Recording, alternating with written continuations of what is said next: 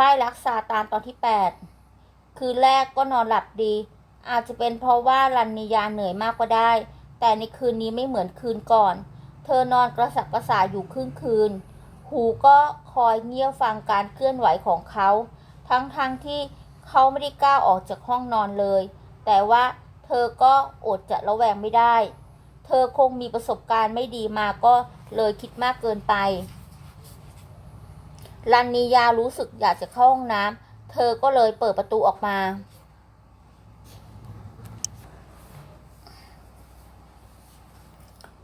ห้องโถงด้านนอกเงียบสนิทเปิดไฟนำทางเพียงแค่สลัวเธอก็อาศัยแค่ไฟนั้นนั่นแหละเดินไปที่ห้องน้ำจะว่าไปแล้วห้องชุดใหญ่นี่เหมือนกับเป็นบ้านหลังหนึ่งมีส่วนใช้สอยครบทุกอย่างไม่ว่าจะเป็นห้องอาหารห้องรับแขกห้องทำงานเธอว่าจะมีมากเกินความจำเป็นเสียด้วยซ้ำโดยเฉพาะระเบียง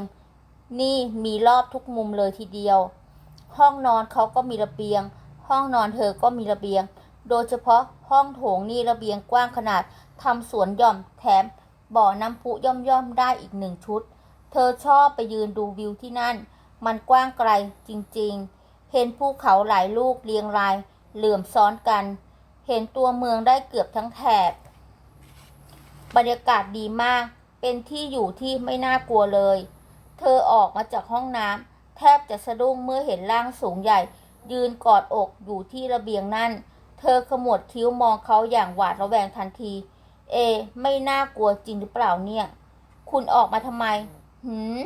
เขาทำเสียงในลำคอแค่นั้นและไม่พูดอะไรเขากวาดตามองเธอในชุดนอนเธอสวมเสื้อยืดกับกางเกงเนื้อแข็งนอนเรียบร้อยปลอดภัยหนีง่ายเลยล่ะฉันกลับเข้าห้องแล้วนะเขามองตามเธออุปทานไปหรือเปล่านะที่เห็นแววตาแพรวๆรอยยิ้มของเขาจะขำอะไรนักหนาธรรมดาผู้หญิงกับผู้ชายไม่ควรอาศัยร่วมกันอยู่แล้วเธอเดินผ่านเขาไม่ถึง2 ก้าวก็สะดุดเข้ากับพรมปูพื้นทำเอาหัวทิ่มเกือบล้มขมำลงไปเขาคว้ามือออกมารับร่างของเธอตามสัญชาตญาณเขารับเธออยู่ด้วยประคองกอดเอาไว้อย่างมั่นคงไม่ปล่อยให้เธอส่วนเสียหลักไปที่ไหนอีกเธอเงยหน้าขึ้นสบตากับเขาอย่างใกล้ชิดทำเอาหัวใจเต้นระทึกเธอไม่เจ็บหรอกแต่ใจสั่นมือสั่นและริมฝีปากก็เริ่มจะสั่นด้วยเธอลนลานผลักเขาออกไปจนทำให้ตัวเองเกือบจะเสียหลักล้มอีกที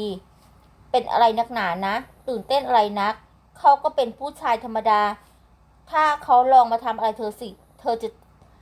จะจิ้มตาจะชกหน้าจะตุยท้องจะเป็นอะไรเขาถามอย่างรำคาญทำหน้าตาตื่นอย่างกับโลกจะแตกไม่เป็นไรฉันจะกลับเข้าห้องนะเธอพูดแล้วรีบหมุนตัวกลับ2 ขาขัดกันแบบที่เธอก็ไม่รู้ว่ามันเกิดอะไรขึ้นสติสตางค์ของเธอหายไปไหนหมดเอ้าเขาอุทานกาง2 มือออกมาแต่ไม่ก้าวเข้าไปรับเธอหรอกเธอเซไปนิดหน่อยก่อนจะวิ่งหัวทิ่มไปที่ประตูห้องนอนเธอเป็นรันนียาที่ฉันรู้จักหรือเปล่าเนี่ยรันนียาหันมามองเขาก็เลยพูดต่อผู้หญิงคนนั้นไม่เคยยอมใครเลยนี่รันนียาเม้มปากก็เพราะไม่ยอมนะสิเธอถึงได้เป็นแบบนี้โรคประสาทจะกินเธอต้องระแวดระวังไปหมดทุกอย่างไม่ว่าเขาจะเฉียดเข้าใกล้ด้วยสาเหตุใดก็ตามเธอจะมองหาทางหนีเอาไว้ก่อนเสมอฉันเป็นลูกจ้างคุณไม่มีทางเลือกมากนักหรอกเธอพูดอย่างกับเธอจะขายวิญญาณให้กับฉันไม่มีทางน้ำเสียงของเธอเด็ดเดี่ยวฉันทำงานแลกเงินไม่ใช่ทาสไม่มีวันยอมทุกอย่างฉันยอมเธอเองก็แล้วกันเขาว่าเดี๋ยวทำธุระเสร็จแล้วจะเข้าห้องนอนปิดล็อกสนิทจะไม่ออกมาอีกเลยจนกระทั่งเช้าขอบคุณมากเธอไม่อยากจะเชื่อเลยจริงๆเขาเข้าใจเธออย่างนั้นเหรอคุณนี่ดีจริงๆก็ไม่ดีเท่าไหร่หรอกแต่ไม่อยากบ้าตามเธอน่ะหญิงสาวขมวดคิ้วขบริมฝีปากจนแก้มตูมอาหารเช้ากลิ่นหอมฉุยโชยควันละอุเรียกน้ำย่อยออกมาจากห้องครัวอรินวัฒน์เดินตรงเข้าไปดูอย่างไม่ลังเลทั้งที่เขาก็ยังแต่งตัวมิเสร็จมือก็กลัดกระดุมข้อมือไปเรื่อยระหว่างทางมีอะไรกินเนี่ยหอมจังเลยฉันทำซุปเกี๊ยวกุ้งให้คุณ ไม่รู้ว่าจะชอบหรือเปล่าเธอใช้ทัพพีตักเกี๊ยวกุ้งชิ้นใหญ่ใส่ชามให้เขาหลายตัวแม้มีอาหารดีๆแบบนี้กินก่อนไปทำงานดีจังเลยเขาบอกอย่าเพิ่งพูดเลยฝีมือเป็นยังไงก็ยังไม่รู้เธอทำอาหารเก่งอยู่แล้วเขาชมไม่แพ้พี่สาวของเธอคำพูดของเขาทำเอาเธอชะงักคำพูดของเขาทำเอาชะงักไปทั้งคู่ทั้งเขาและเธอนั่นสินะเธอก็สงสัยอยู่เสมอว่าเขามาทำดีกับเธอเพื่ออะไรเธอน่าจะรู้ว่าเขาผูกพันกับนาลีจนป่านนี้ก็ยังไม่แน่ใจว่าจะตัดใจขาดจากกันได้เขาก็คงเห็นเธอเป็นตัวแทนของพี่นะสิฉันสู้พี่ไม่ได้หรอกไม่ว่าอะไรก็สู้ไม่ได้ทำไมถึงคิดแบบนั้นล่ะก็มันเป็นความจริงนี่นาเขามองเธอเลื่อนชามซุปกุ้งมาไว้ตรงหน้าเขาว่าหน้าตามันใช้ได้เลยทีเดียวน้ำซุปใสน้ำแกงกลิ่นหอมได้ที่พี่น่ะได้เจอแต่คนดีๆขนาดแต่งงานไปแล้วผู้ชายหลายคนก็ยังตัดใจไม่ได้พูดแบบนี้เขาเหลือบตามองแล้วใช้มือเคาะเก้าอี้ตัวข้างๆนั่งลงไม่ล่ะฉันไม่ทานอาหารร่วมกับเจ้านายทำไมเธอถึงไม่คิดว่าฉันเป็นพี่ชายของเธอพี่ชายงั้นหรือลานิยาขึ้นเสียงสูง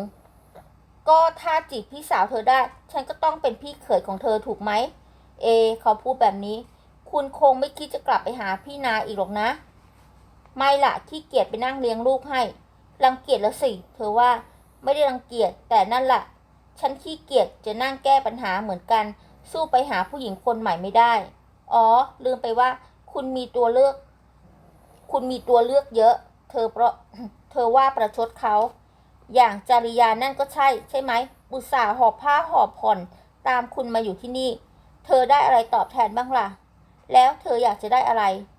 หญิงสาวสีหน้าเข้มเริ่มเจิดชักสีหน้าฉันเกี่ยวอะไรด้วยที่มาอยู่ที่นี่ฉันมาทำงานไม่ได้มาขายตัวเป็นงานแห่งเกียรติยศที่น่าภูมิใจมากสินะคุณอรินวัฒน์เธอวางช้อนกระเบื้องลงไปในชามซุปของเขาค่อนข้างแรงนั่งลงมากินด้วยกันเขาออกคำสั่งฉันไม่ใช่ทาสเธอสู้สายตาเขาคงไม่มีใครเรียกทาสมานั่งร่วมโต๊ะได้หรอกก็จริงแฮะแต่เธอก็ไม่อยากเป็นอดีตว่าที่น้องสะใภ้ของเขาเหมือนกันนี่นาเธอขยับเก้าอี้ออกนั่งเสมอเขาเห็นเขาปลายตามองอย่างหมั่นไส้เธอก็ไม่สนใจก็เขาอยากเชื้อเชิญเธอเองนี่นาอยู่ที่นี่มีอะไรอึดอัดใจหรือเปล่ามีก็เขานั่นแหละตัวใหญ่ครับห้องแบบนี้เข้ามาอยู่ใกล้ทีไรทำเอาเธอหายใจไม่ทั่วท้องมีอะไรเขาอยากจะรู้ปัญหาคือเธอหาทางออกเกรงใจฉันทำงานให้คุณแล้วยังจะรบกวนเรื่องที่อยู่อีกจะให้คิดค่าเช่าใช่ไหมล่ะฉันไม่มีปัญญาจ่ายหรอกเธอรีบบอกยังไม่ได้บอกเลยว่าเท่าไหร่ก็ไม่อยากจ่ายไม่อยากอยู่ใกล้เขาจะทำให้เธอหมดความมั่นใจในตัวเองไปหมดแล้วคิดว่าออกไปอยู่ข้างนอกแล้วจะปลอดภัยมากกว่าที่นี่หรือไงเขาถามอพาร์ตเมนต์ห้องนิดเดียวอยู่เบียดชิดกับใครบ้างก็ไม่รู้ถ้าหากว่าเขาปีนเข้าหาแล้วเธอจะทำยังไงฉันคงดูแลตัวเองได้อยู่ที่นี่ดูแลได้ดีกว่ามั้งเขาเสนอเธอพกโทรศัพท์มือถือเลยบันทึกเบอร์ยามหรือเบอร์ส่วนกลางเอาไว้มีอะไรก็กดเรียกเขาได้เลยแต่เธอคิดว่าจะเกิดอะไรขึ้นไม่ทราบเธอไม่กล้าพูดหรอกเห็นแววตาของเขาแล้วแก้มเธอก็ค่อยแดงเข้มขึ้นเรื่อยๆบันทึกให้ฉันด้วยก็แล้วกันเผื่อโดนผู้หญิงบ้าปล้ำกลางดึกจะได้รักษาพรหมจรรย์เอาไว้ได้ทันคุณนี่หล่อนค้อนหน้าคว่ำผู้ชายปากจัดประเดี๋ยวยัดพริกให้กินทั้งถุงเลยเขานึกว่าเขาเป็นเทพบุตรหรือไงกันนะเธอจะได้เกิดอารมณ์หื่นขึ้นมาสักขนาดนั้นน่ะจบตอนที่8ค่ะ